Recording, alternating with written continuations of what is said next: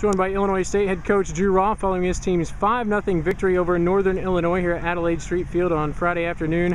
Coach, you set a couple of goals for this team: score a first half goal, keep the pressure on, get the shutout, and you can put check marks next to all three of those.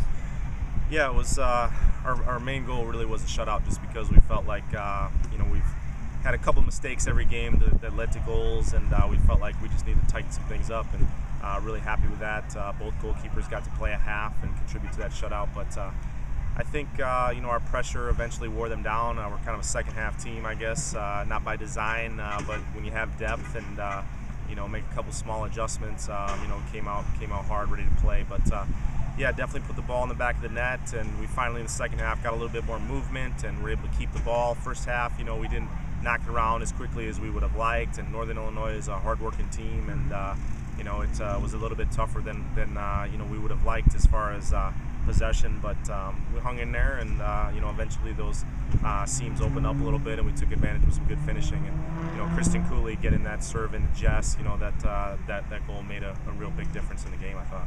In the first half, I know one of the goals you said was to score in the first half. It looked like you kept pressure on that NIU defense. You finally got a little bit of open space, and Anna Stinson just buried one for you. Yeah, it was a great shot. It looked like she was going to go to the left and play Kyle out wide. Instead, she kind of chopped it and just buried it. So it was a great goal, and that early goal was something we've been looking for and we haven't been able to find. So that was very important to play with the lead at halftime.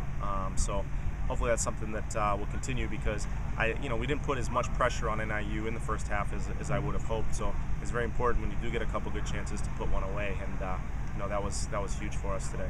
And the second half, once again, a flurry of goals from your team, 4 second half goals, and it really looked like your defense really kept NIU off balance. Didn't really have a whole lot of scoring chances at all to speak of in the second half, and like you said, Kristen Cooley with some great shots on some set pieces. She got an assist and a goal.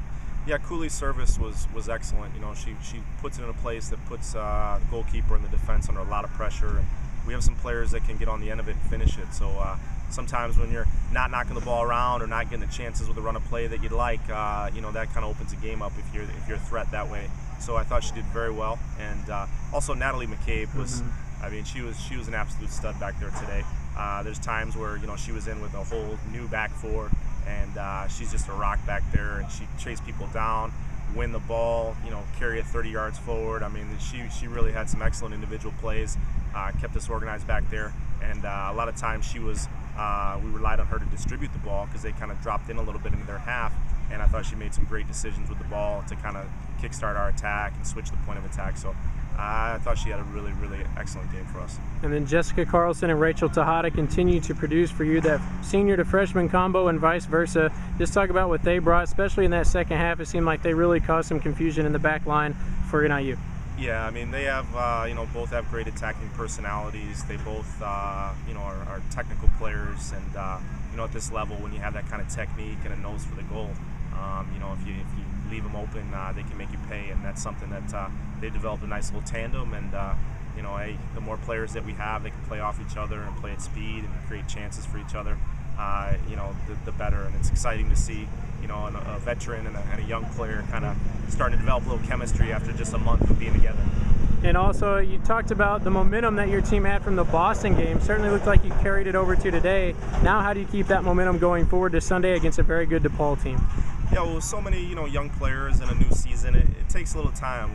We all wish that we were playing our top game early on, but in reality, it takes a little time, and it takes players to feel comfortable and understand their roles and things like that. So I'd say the last couple games that we've played have been very solid.